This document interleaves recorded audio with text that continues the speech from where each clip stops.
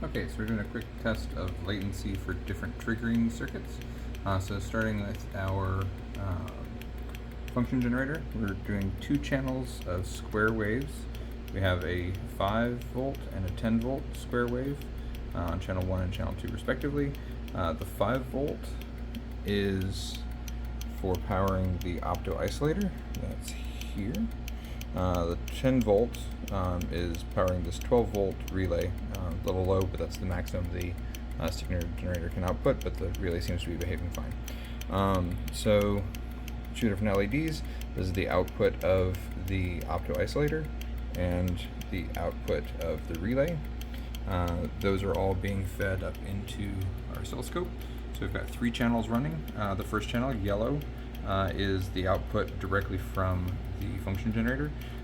Channel 2, pink, is the output of the opto isolator, and channel 3, the blue or cyan, is the output of the relay.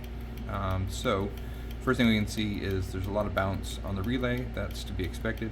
We're zoomed pretty far in terms of our time base. So first thing after that we can notice is the difference between yellow and pink is basically beyond the scope's bandwidth to measure. So the output of the opto isolator is essentially perfect. And then the output of the relay relative to those two, you can see with the measurement here that we are getting about 6.8 milliseconds of delay from when the trigger is received or is sent by the function generator versus when the relay fires. So this is just seeing the difference between a single channel of each.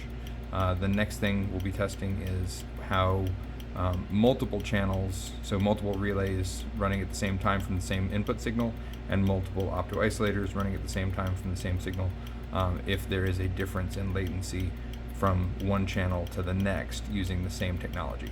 My expectation is that the opto isolator will also be essentially perfect from channel to channel, and the relay, my guess is probably going to be fairly close, but I am curious to try older relays that have been through real world use for multiple years and compare those to a new relay to see if there's a change in its latency performance over time. So that's the next test.